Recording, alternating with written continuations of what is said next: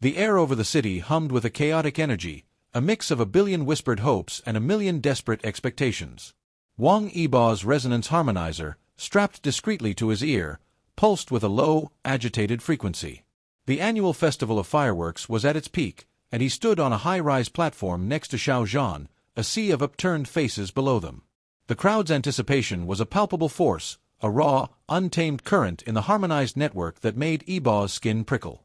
He felt a familiar anxiety from Zhan, a quiet tremor in their empathic link.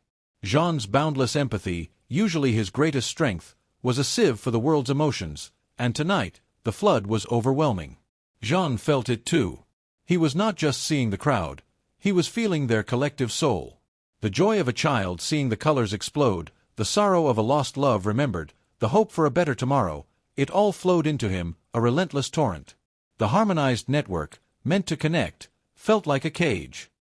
He looked at Yibo, at the quiet strength in his eyes, and a profound realization dawned on him. This was not the night to be a public figure. This was the night to be a man in love. This was the night to be selfish, to take back their truth and broadcast it, not as a performance, but as a public, undeniable fact. The first mind-blowing scene erupted not with a bang, but with a sudden, profound shift in the very fabric of the festival.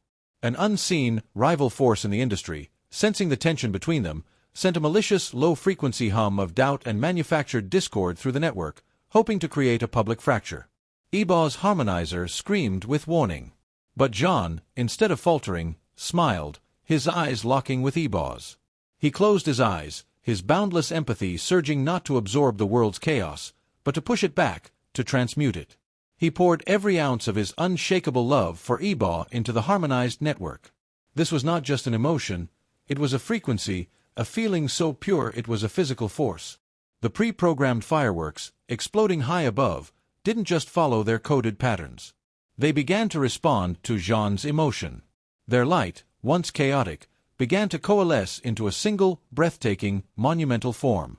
The sky filled with a shimmering, pulsating celestial lotus, its petals unfurling in brilliant hues of gold and white and red, each one a testament to a cherished private memory of their love, their first shared meal, the quiet moment on the rooftop, the healing of their past wounds. This was a mind-blowing, public manifestation of their secret, a blooming, cosmic symbol visible to billions. Yibo's harmonizer, instead of screaming with chaos, pulsed with a perfect, unmistakable resonance, a symphony in sync with Zhan's heart. The crowd below didn't just see the lotus, they felt its serenity. A collective gasp rippled through the world. The second mind-blowing scene was a defiant, powerful echo. The lotus pulsed with an overwhelming, silent truth, but it was just a symbol. Zhan felt a yearning for more, a need for Yibo's reciprocal declaration. Yibo understood without a word. He didn't need to speak. His echo syndrome, now a perfect partner to Zhan's empathy, didn't just receive the message. It broadcast an echo back, a pure, resonant hum of his own profound devotion. The sound of the fireworks, which were once loud explosions, became a new, perfect symphony of harmony, a universal soundtrack to their love, audible to every connected person. The lotus in the sky didn't just exist, it began to hum, vibrating with Yibo's perfect resonance, a sign that his love was just as deep, just as real. Then, the climax, the ultimate, irrefutable act of public love. With a shared look, a profound understanding passing between them, Yibo and Zhan reached for each other, their hands intertwining. As they did, their combined powers, now a single unstoppable force, created one final, mind-blowing display. A single, magnificent firework streaked across the sky, its trail a shimmering ribbon of light. It didn't explode. It didn't vanish. It solidified, twisting and bending and forming a magnificent, permanent cosmic ring, its depth swirling with nebulae and starlit galaxies.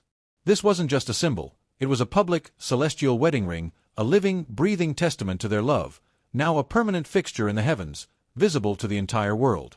The festival ended. The crowd was silent, their phones and cameras forgotten. The cosmic ring pulsed in the night, a quiet, reassuring presence. Yibo and Zhan stood on the platform, hands still clasped, their love no longer a secret, but a public, beautiful truth. They had not just declared their love, they had etched it onto the very fabric of the cosmos, a public promise that would endure for all time.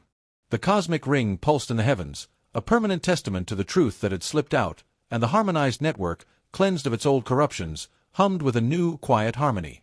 Wang Yibo and Xiao Zhan, no longer public figures but living symbols of a new era, retreated from the spotlight, their hands clasped. They had not chosen love over stardom. They had made their love the greatest star of all, and its light was now a constant, ethereal presence in every corner of the globe. But a new, unforeseen challenge emerged, not from external malice, but as a consequence of their boundless love. The collective emotional energy of humanity, unburdened by old wounds and flowing with new, pure love, was growing exponentially. This raw, untamed love and forgiveness was so vast and pure it was starting to bleed into the physical world, causing reality to become fluid and unstable. The lines between the real world and their manifested creations, the starlight rain, the celestial lotus, the cosmic ring, were blurring. The world was becoming too much like their mind-blowing creations, threatening to turn into a beautiful but chaotic dreamscape. The first mind-blowing symptom was visible in every city across the globe. The resonant tapestry of cities, once a phenomenon only they could perceive, was now a visible, living aurora in the sky. As a wave of collective joy rippled through a neighborhood, the buildings around them didn't just light up, they began to shimmer with a beautiful golden light, the very structures pulsing with a profound sense of happiness. That same day, a quiet, widespread moment of collective sorrow caused the sky above a park to fill with shimmering, blue-tinged clouds that rained down not water, but a cleansing, soothing mist. Humanity was now a collective, emotional being, and its raw feelings were a part of the visible world. Yibo's harmonizer, once a precision tool, now vibrated with the overwhelming cacophony of billions of emotions, each a unique frequency he could not tune out. Zhan's empathy was a constant flood, an endless torrent of love and sorrow and joy that threatened to drown him. They had given humanity the tools to heal itself, but in doing so, they had unleashed a power so vast it had become a danger. The instability reached a critical point, leading to the second mind-blowing scene. The threads of fate they had rewoven to bring harmony to the world were unraveling under the pressure of this immense, untamed energy. The past, present, and future began to collide in a spectacular, quantum-temporal collapse. People began to experience quantum echoes of their ancestors' emotional breakthroughs. An old man, walking through a park, suddenly saw a ghost of his grandmother, an image of a moment when she had finally found the courage to pursue her dreams, and with that echo, the man felt a profound sense of closure that she had never had. The unsent letter, the temporal portal they had once used to bridge a past wound, began to reappear in different places, on a park bench, in a coffee shop window, a constant, subtle reminder of the collapsing timeline. This was the ultimate, reality-bending chaos. Yibo and Zhan knew what they had to do. They traveled to the opera house, the first place they had ever truly healed together. Standing on the stage, the ghost of their proposal hovering in the air, they looked out at the familiar empty seats. They knew their final task was not to create or heal, but to anchor. With their love as the conduit, they channeled their combined power, not to create a spectacle, but to absorb the wild, untamed emotional energy of the world. With a single quiet, mind-blowing act of profound self-sacrifice, they began to pull in the entire collective consciousness of humanity's love and forgiveness, re-establishing a stable boundary between reality and emotion. As they did, the luminous auroras in the sky began to fade, the shimmering cityscapes returned to normal, and the quantum echoes of the past dissolved like morning dew. Their cosmic power, their ability to create and heal on a grand scale, was not being amplified. It was being absorbed, willingly, into the silent, invisible force that keeps the world from unraveling. The world returned to normal, but it was changed forever.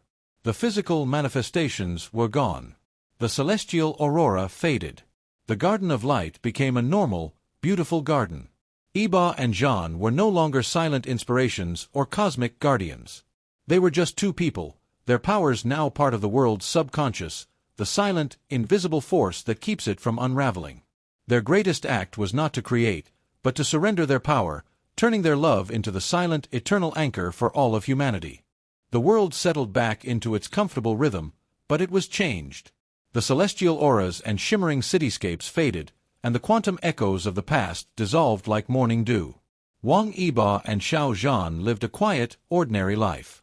Their powers, it seemed, were gone, absorbed into the world to keep it from unraveling. They were just two men, their hands clasped, their hearts beating as one, their greatest power now the simple, profound reality of their shared life. But a new, unforeseen challenge emerged, not from external forces, but from the very nature of their sacrifice. Their love, now the silent, invisible force anchoring reality, had become so deeply embedded in the cosmos that it was affecting the universe's natural order. The universe, in its impersonal, cosmic way, tried to find balance.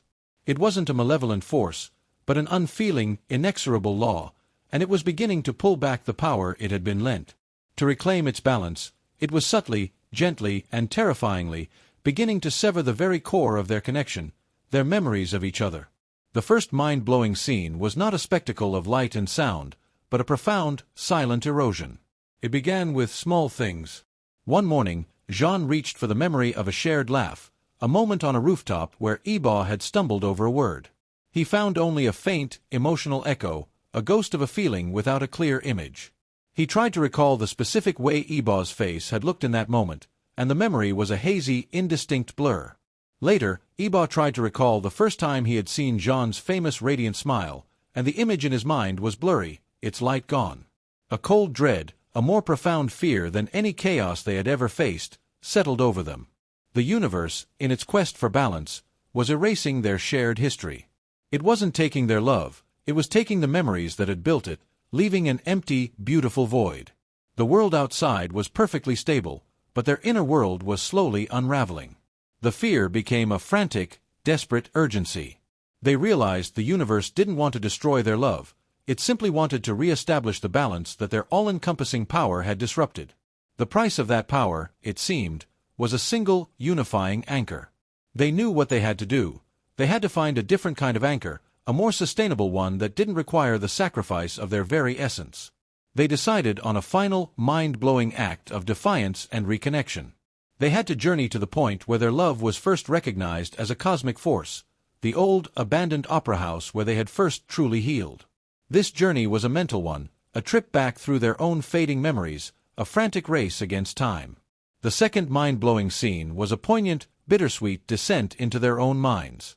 They stood on a quiet, sun-drenched hill, their eyes closed, their hands clasped. With every ounce of their remaining will, they projected themselves back through time and space, back through their own shared consciousness. They moved through a series of quantum echoes of their past, a frantic, beautiful race against the fading. They landed in a silent, shimmering echo of their apartment, the day they had first confessed their feelings.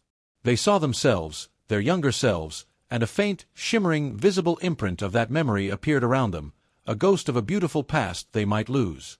They watched themselves, two nervous, uncertain young men, and a desperate sob escaped Zhan's lips. "I don't want to forget this," he whispered.